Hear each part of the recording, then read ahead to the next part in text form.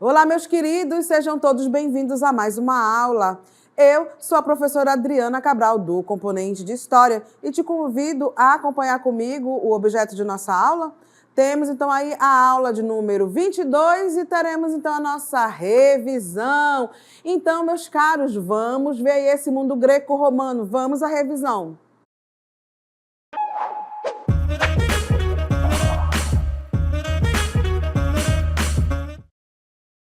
Vamos então trabalhar sobre a cultura greco-romana, não é mesmo? Que é então aí uma das culturas que ficou mais conhecida simplesmente porque os gregos deixaram muito mais livros e relatos então sobre não só a sua própria sociedade, que é então a sociedade grega, mas também de outras regiões ali próximas, como o Egito, não é mesmo, uma parte da Mesopotâmia. Então vamos falar um pouco sobre então essa cultura greco-romana. Acompanhem comigo.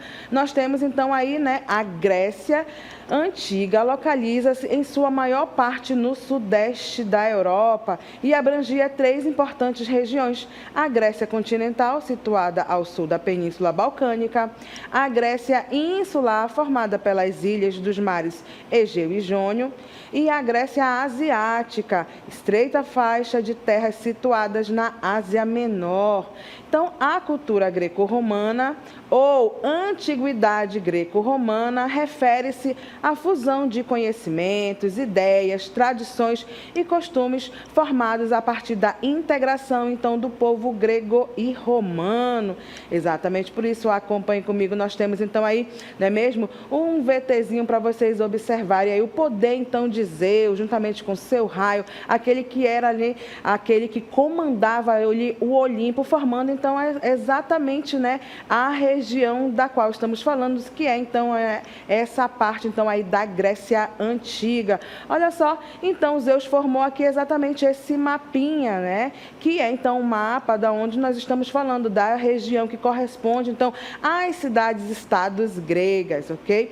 Então, vocês têm nessa parte em amarelo, nós temos a Grécia Asiática. Na parte, então, né, em vermelho, a Grécia Insular. E nós temos, então, né, mesmo lá em verde, nós temos, então, a Grécia Continental. E todas essas partes, elas são, então, aí formadas por cidades-estados, tá? Então, a fusão teve início a partir do século II a.C., quando os romanos conquistaram a Grécia e começaram a absorver sua cultura. Os romanos começaram a aprender a língua grega e passaram a se comunicar com os gregos, assimilando com o passar do tempo a cultura, então, recém-conquistada. Exatamente, então, por isso, né, nós temos, então, nessa vasta região aqui, uma grande extensão de quê? De cultura, de navegabilidade e, claro, de muitas histórias. Exatamente por isso, então, que essa cultura grega, ela ficou muito difundida, porque os gregos fizeram vários relatos, então, deixando, né, esse conhecimento para que chegasse, então, até os dias atuais. Então, artistas, filósofos e escritores romanos os adaptaram aos seus próprios propósitos e criaram, né, o seu próprio estilo. Por isso, podemos dizer que não era apenas uma simples cópia dos modelos greco e helenístico, tá? Entre os vários elementos da cultura dos gregos, os romanos adotaram muito de sua filosofia.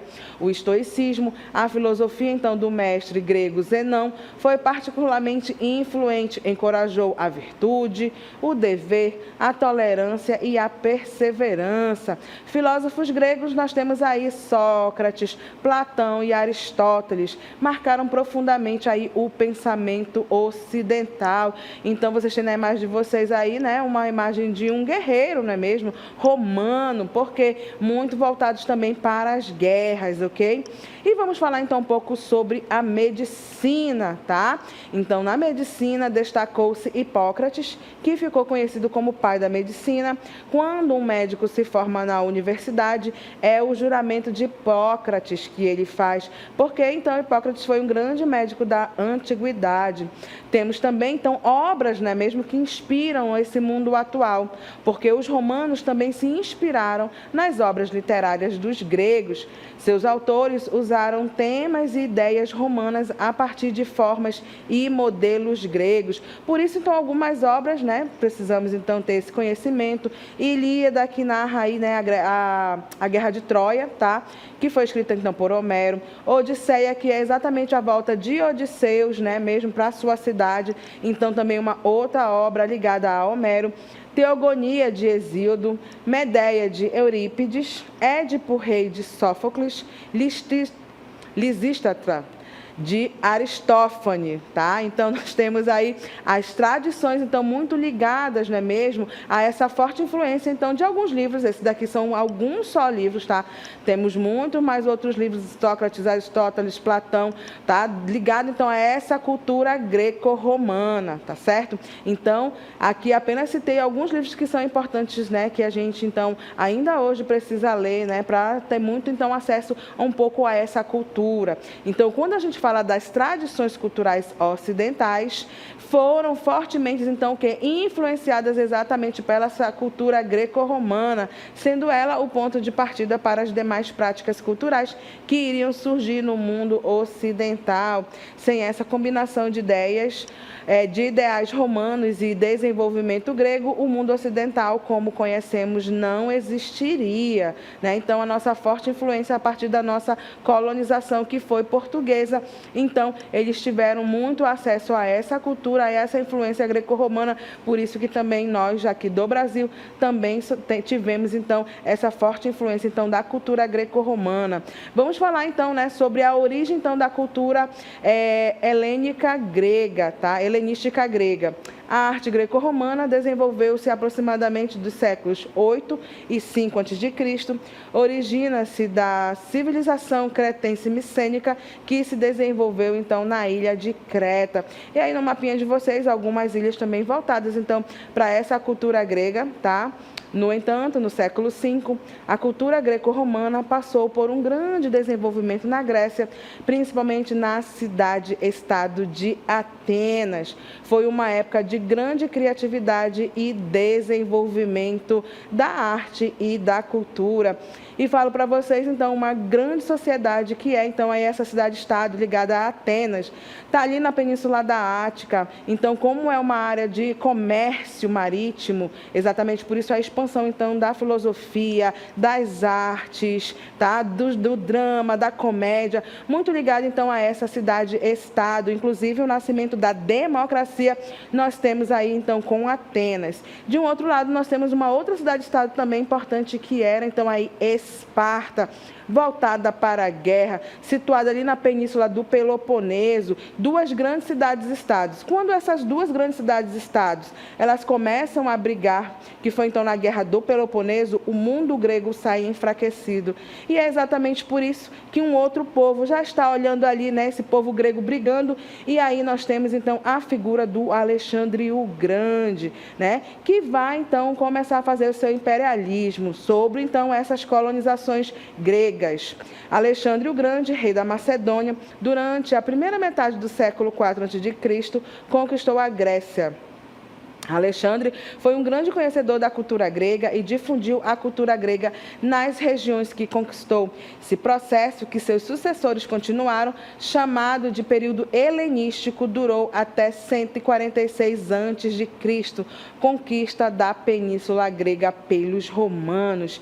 Mistura, então, aí, né, dessa cultura grega e romana, né, segundo aí a tradição, a cultura romana teve início junto com a cidade de Roma, por volta do ano de 753 a.C. Rômulo seria o responsável pela fundação da cidade de Roma, tornando-se o seu primeiro rei. Então, depois disso, houve vários regentes até 509, quando a República ela foi então aí o que implantada, tá? Foi criada sob o domínio então da República, que nasce a partir de 509. Roma inicia a sua fase de expansão que a levou, então, que levou à conquista de grandes áreas territoriais. Em meados, então, do século II a.C., Roma já governava todo o mar Mediterrâneo. Então, observem aí a importância também, não é mesmo, dessa fusão da cultura grega com a romana, tá? Então, nós temos, a partir dessa Roma republicana de 509 a.C., nós temos, então, essa expansão territorial de Roma dominando, aquele cenário, então, ali das colônias gregas, tá? Então, logo ao ser derrotado na Batalha de Corinto em 146 a.C., a Grécia iria se tornar um protetorado de Roma. A cidade de Bizâncio, mais tarde chamada Constantinopla, tornou-se a capital de Roma. Assim se misturavam os intelectuais gregos e romanos. Os épicos de Homero inspiraram Virgílio e Sêneca, que começaram a escrever no estilo grego. Este foi o despertar, então, da cultura greco-romana. E aqui nós temos, então, novamente a figura, de Zeus aparecendo na telinha de vocês, juntamente, então, com o seu raio. Lembra aí que essa cultura grega também era muito ligada ao quê? Ao politeísmo. O que é isso, professora? A crença em vários deuses, ok? Então, o todo-poderoso aí deste Olimpo era quem? Zeus, juntamente com o seu raio, ok? Então, ele era tido aí como, o grande representante aí de todos os deuses. E olha só, a professora está bem aqui, em meio exatamente aqui à figura, então, de Zeus. Olha ali surgindo o todo-poderoso Deus do submundo, Deus dos mortos também, não é mesmo? Que é, então, Hades. Então, lembra, a crença lá era politeísta, a crença em vários deuses. Então, vamos continuar falando sobre religião.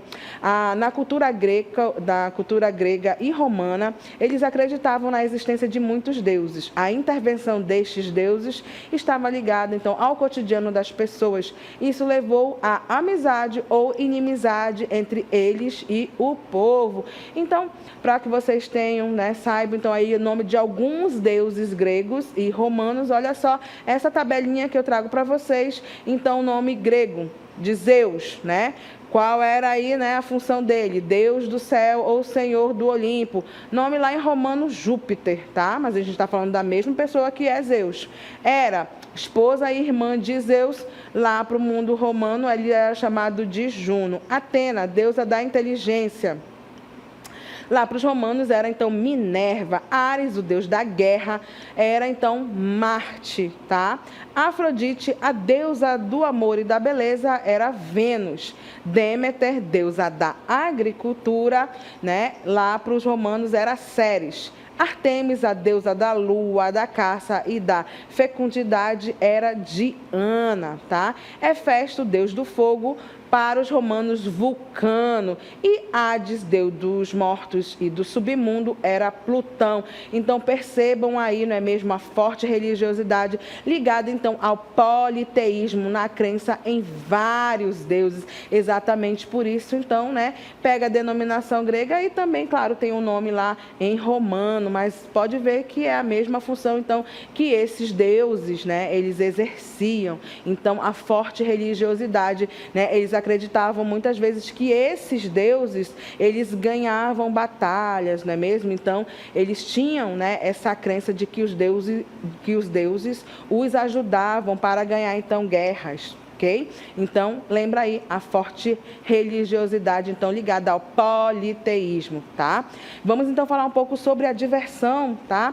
Essa cultura, então, desenvolveu formas de entretenimento de massa para manter seus cidadãos ocupados. Eles tinham instalações onde eram realizadas batalhas, eventos esportivos e jogos. Vamos falar, então, sobre a arte. A cultura greco-romana desenvolveu o conceito de beleza equilibrada e harmoniosa. Todas as suas obras buscavam proporção e perfeição. Esta propriedade foi especialmente apreciada na escultura e na arquitetura. Vocês têm na telinha de vocês, inclusive, não é mesmo, uma arte, tá?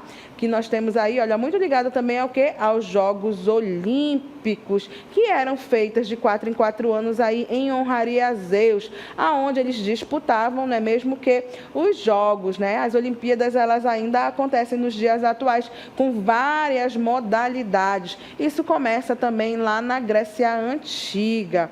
Então, olha só, prossigamos. Temos então agora, né, um pouco, vamos falar sobre essa parte da arte, ligada então aí às esculturas. Olha, surgindo então, né, a coluna dórica. A gente tem então esta diferente da anterior, perdão, vamos começar pela coluna coríntia. É um modelo mais trabalhado, onde demanda mais tempo para confeccionar, sendo mais utilizada em construções neoclássicas. Temos então a coluna jônica, possui caráter voltado ao sexo feminino, voltado à beleza suave da coluna, além das proporções. E aí nós temos então a coluna dórica. Esta, diferente da anterior, né, é voltada ao homem, com características mais simples, porém sendo mais resistentes. Então, os três tipos de colunas que existiam: dórico, jônico e coríntio. Vamos então agora falar sobre uma parte das ciências. Olha só, temos então, os gregos eram muito avançados em ciência. A sua abordagem a esta área foi metódica e sistemática.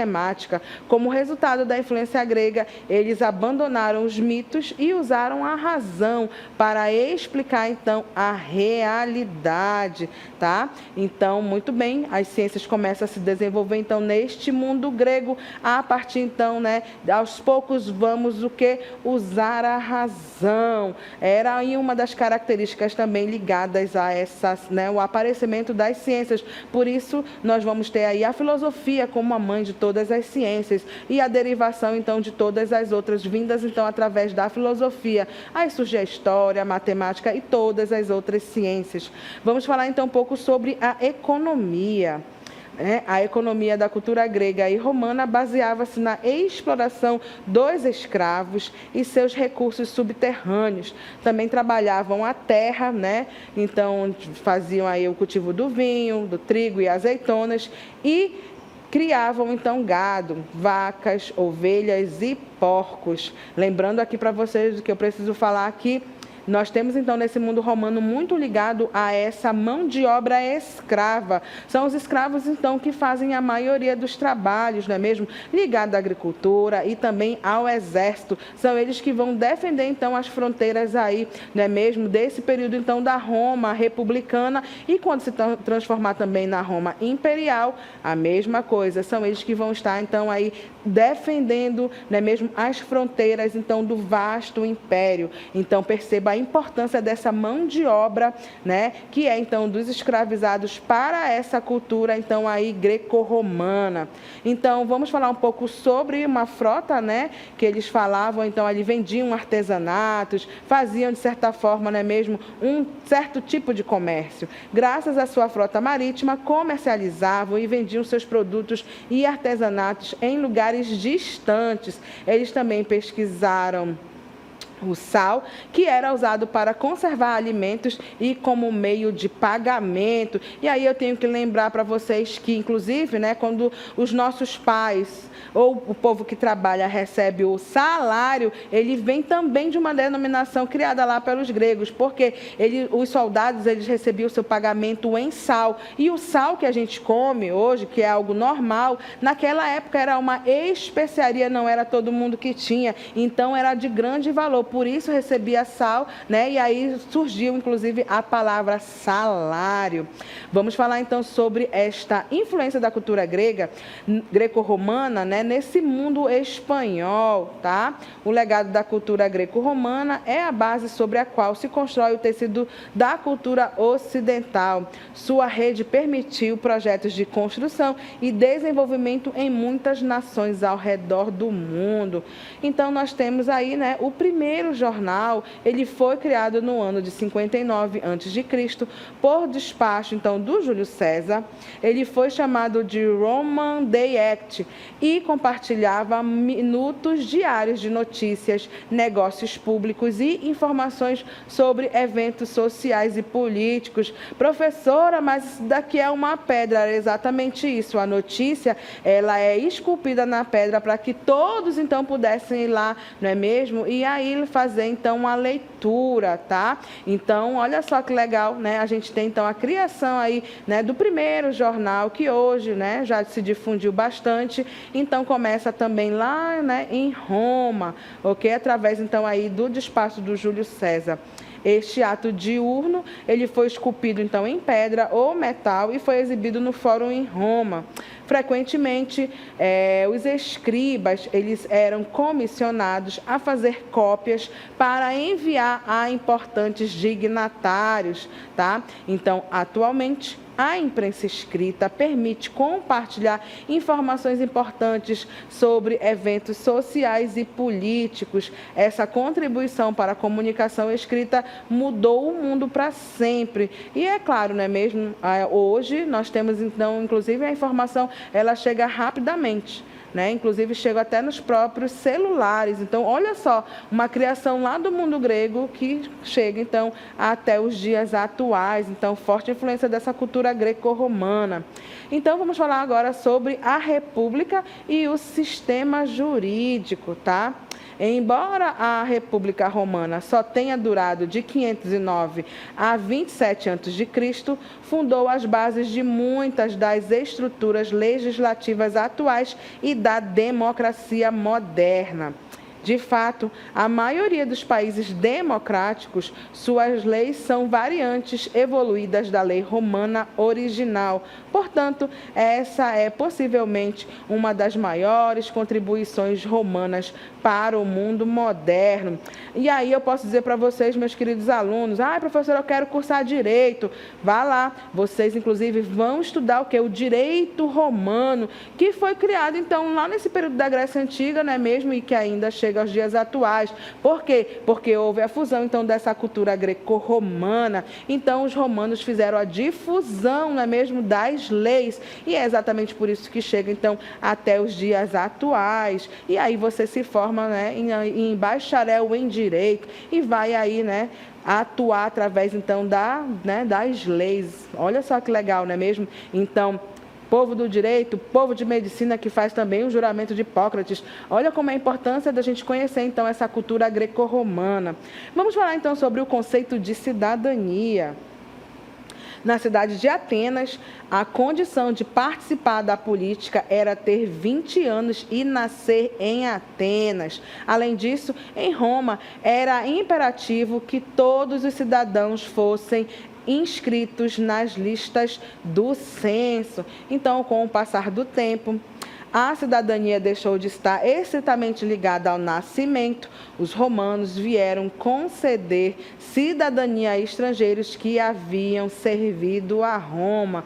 Então, vamos falar um pouco sobre a filosofia, né? A filosofia grega foi o fundamento de toda a especulação subsequente da filosofia ocidental. Todas as hipóteses levantadas pelos gregos antigos deram vida a várias teorias da ciência moderna. Até muitas de suas ideias morais foram incorporadas às doutrinas da religião cristã. Da mesma forma, o pensamento político dos filósofos gregos manteve sua influência ao longo da história, né? Então, lembra lá dessa importância então da filosofia, né? Sócrates, Aristóteles, Platão, e a gente tem nessa difusão das ideias então dessa cultura greco-romana chegando até os dias atuais. E vamos falar então sobre a linguagem, tá?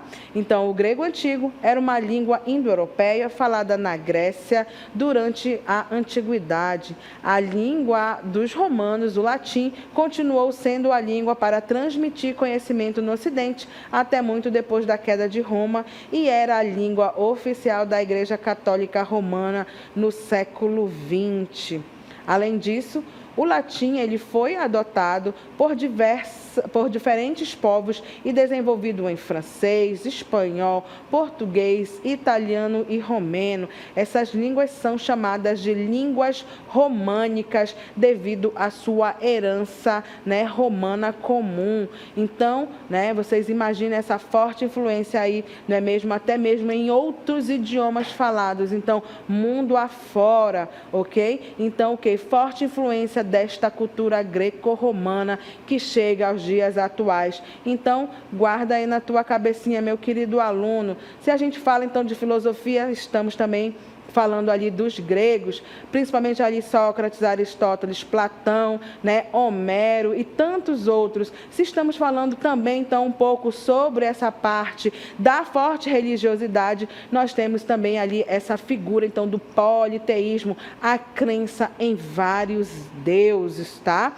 Duas cidades importantes, Esparta e Atenas, também como grandes cidades-estados, né, deste mundo greco-romano. E, claro, a gente vê, então, né, até mesmo a constituição da imprensa, né, feita ali pelos romanos. Atingi, então, o meu objetivo, que era trabalhar com vocês alguns aspectos, então, desta cultura grega na nossa revisão. E por aqui a professora se despede.